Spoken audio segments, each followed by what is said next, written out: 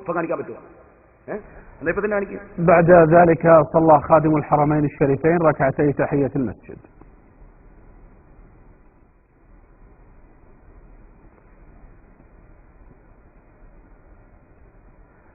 ثم أدى خادم الحرمين الشريفين صلاة العصر مع جموع المصلين في المسجد النبوي الشريف.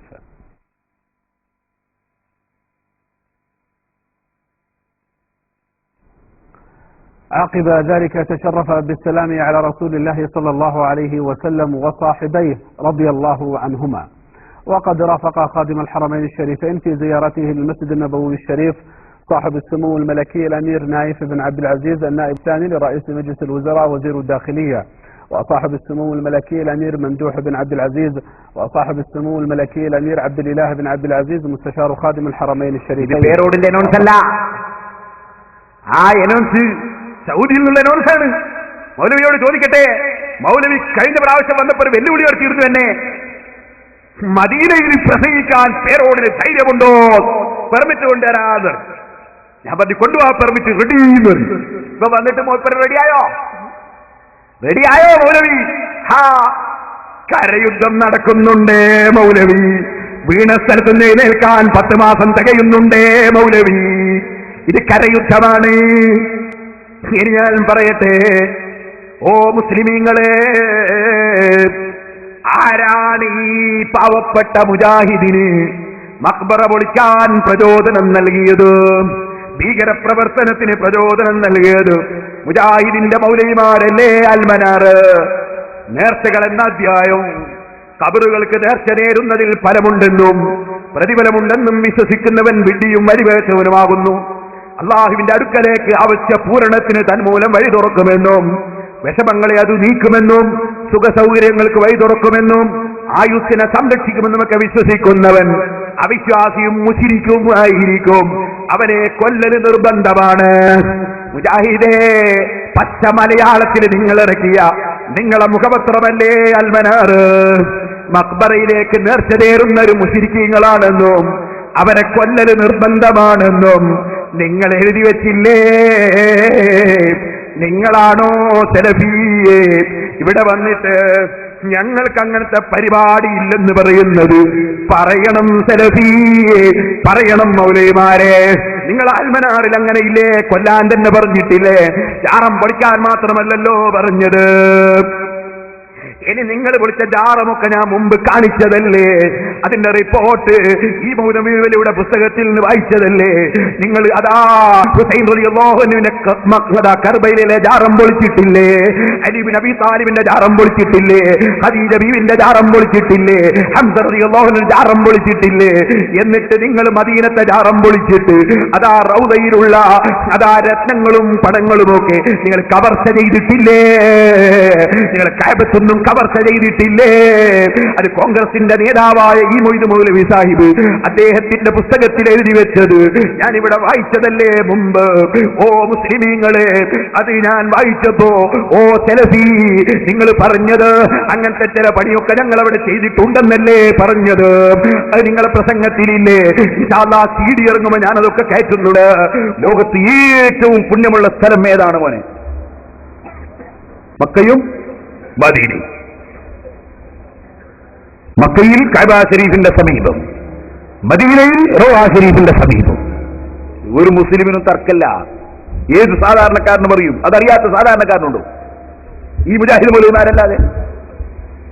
എന്നാൽ നിങ്ങൾ ചിന്തിക്കുക, ആ മക്കയിലും മദീനയിലും പോയിട്ട് മഖബറ പൊളിച്ച കമ്പനിയല്ലേ ഇവര്? കൊള്ള ചെയ്ത കമ്പനിയല്ലേ ഇവര്? നാടുകാണി ഇവർക്കൊരു വിഷയ. ഞാൻ വായിച്ചു കേൾപ്പിക്കുക, കേട്ടോളി.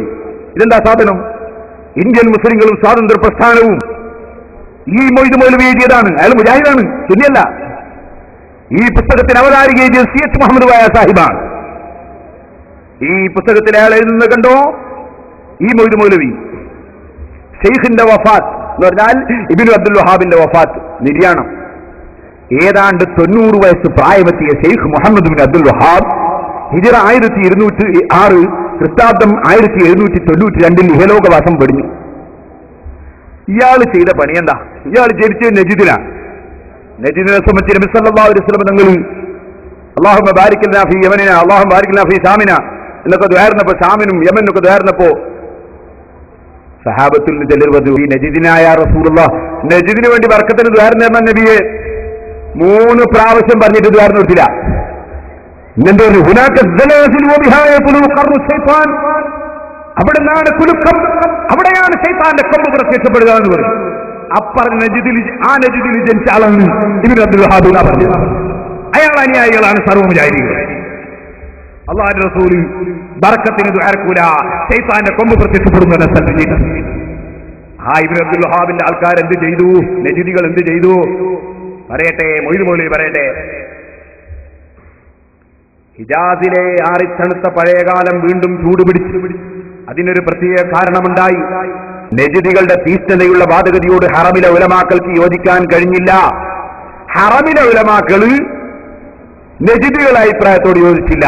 ബുഖാരിയിൽ നമ്മൾ നേരത്തെ എന്തായാലും പഠിച്ചത്, ബുഖാരിയിൽ ഒരു അധ്യായം നബി സല്ലല്ലാഹു അലൈഹി വസല്ലം തങ്ങൾ പറഞ്ഞതിൽ പറയുന്ന അധ്യായം, വഹവ്വ അല ഇത്തിഫാഖി അഹ്ലുൽ ഇൽം, വിവരമുള്ളവർ ഒരു വിഷയത്തിൽ യോജിച്ചാൽ ആ യോജിച്ച വിഷയത്തെ സ്വീകരിക്കണം എന്ന് അല്ലാഹുവിന്റെ റസൂൽ സല്ലല്ലാഹു അലൈഹി വസല്ലം പ്രേരിപ്പിച്ചതിൽ പറയുന്ന അധ്യായം. വമജ്തമ അലൈഹിൽ ഹറമാനി, മക്കയിലെ ഹറമും മദീനയിലെ ഹറമും ഒരു കാര്യത്തിൽ യോജിച്ചാൽ ആ യോജിച്ചത് അംഗീകരിക്കണം എന്നത് പഠിപ്പിക്കുന്ന അധ്യായം. ഇനി കേട്ടോളി. അവർ വീണ്ടും ഷരീഫിനെ സമീപിച്ചു. ഷരീഫ് അന്നത്തെ ഭരണാധികാരിയാണ്. ഷരീഫ് ഒരിക്കൽ കൂടി നജിദികൾക്ക് ഹിജാസിൽ പ്രവേശിക്കാൻ പാടില്ലെന്ന ഉത്തരവ് പുറപ്പെടുവിച്ചു. നജിദികൾ പഴയപടി സാമ്പത്തിക ഉപരോധത്തിന് തുനിഞ്ഞു. ഇറാഖ്, ഇറാൻ വ്യാപാര സംഘങ്ങളെ അലോസരപ്പെടുത്താൻ തുടങ്ങി. അങ്ങനെ പിന്നെ വെച്ചാൽ വ്യാപാരത്തിന് പോകുന്ന ആളുകളെ കൊള്ള ചെയ്യാൻ തുടങ്ങി വരും. എന്നിട്ട് പിന്നെന്താ ചെയ്തത്? മുജാഹിദീങ്ങൾ ചെയ്ത പണിയായി പറയുന്നത്. എന്നാൽ ഇത്തവണ ഈ തീപ്പൊരികൾ മധ്യ ഇറാഖിലും ഇറാനിലും എത്തി. ഹിജറ 1216, ക്രിസ്താബ്ദം 1802 കർബല, മുഅല്ല, നജി അസ്റഫ്, ബലദുൽ ഹുസൈൻ തുടങ്ങിയ രാജ്യങ്ങളെ നജിദുകാരി ആക്രമിച്ചു. അവിടങ്ങളിലെ ധനങ്ങളും ഖജാനകളും രത്നങ്ങളുമെല്ലാം പിടിച്ചെടുത്തു. അവ പട്ടാളക്കാരുടെ ഇടയിൽ വിതരണം ചെയ്തു.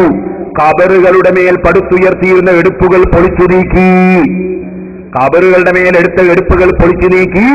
അവിടുന്ന് ആളുകളെ സംഖ്യകൾ മുഴുവനും കവർച്ച ചെയ്ത് ഖജനാവുകളും രത്നങ്ങളും കയ്യിലാക്കി കവർച്ച ചെയ്തിട്ട് വിതരണം ചെയ്തു. ആര്? മുജാഹിദുകളുടെ നേതാക്കന്മാര്. തീർന്നില്ല, ഇനിയും കേട്ടോ.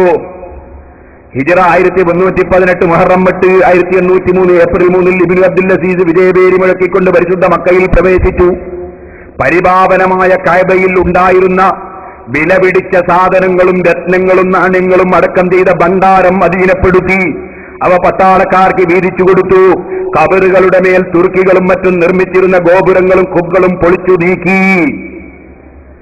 ഇബ്നു അബ്ദുൽ വഹാബിന്റെ മുജാഹിദിന്റെ ആളുകൾ മക്കയിൽ കടന്നിട്ട്, ഈ മൊയ്ത് മൗലവി കോൺഗ്രസിന്റെ നേതാവാണ്, മുജാഹിദിന്റെ നേതാവാണ്, അദ്ദേഹം എഴുതുകയാണ്, ഖബറുകളുടെ മേലുള്ള കുബ്ബകൾ പൊളിച്ചു നീക്കി, കഅബത്തിലുള്ള രത്നങ്ങൾ കവർച്ച ചെയ്തു. അവരെ നേതാക്കന്മാർ എടുത്ത പണി പറയാണ്. അങ്ങനെ എന്നിട്ട് അവസാനം പറയാണ്, പിറ്റേ കൊല്ലം മദീന മുനവ്വറയും കൈവശപ്പെടുത്തി. അവിടെയും മക്കയിൽ ചെയ്ത പോലുള്ള പ്രവർത്തികൾ ചെയ്തു. ഖബറുകളിലെ കുബ്ബ പൊളിച്ചത് വലിയ എതിർപ്പിനു കാരണമായി. ഇങ്ങനെ മക്കയിലും മദീനയിലും പോയി മഹാന്മാരെ ഖബറ് പൊളിക്കുകയും രത്നങ്ങളും പണങ്ങളും അതാ കവർച്ച ചെയ്യുകയുമാണ് മുജാഹിദിന്റെ നേതാക്കന്മാർ ചെയ്തിട്ടുള്ളത് എന്ന് മുജാഹിദ് നേതാക്കൾ തന്നെ എഴുതി വെച്ചിരിക്കുകയാണ്. ഇനി സഹോദരന്മാരെ, അവരൊരുപാട് ആളുകളെ കൊന്നിട്ടുണ്ട് ഈ പണിക്ക് വേണ്ടി. അത് മുജാഹിദിന്റെ പത്രമായ അൽ-ഇത്തിഹാദ് എന്ന ഈ പത്രത്തിൽ പറഞ്ഞിട്ടുണ്ട്. അത് ഞാൻ ഹുസൈൻ സലഫിയുടെ നാട്ടിൽ നിന്ന് വായിച്ച് കേൾപ്പിച്ചത് ഞാൻ ഇനി CD-യിൽ കയറ്റിക്കോളാം. ഇപ്പോൾ ഞാനതിലേക്ക് കടക്കുന്നില്ല. ഇത് സാമ്പിളിന് ഇത് മതിയല്ലോ.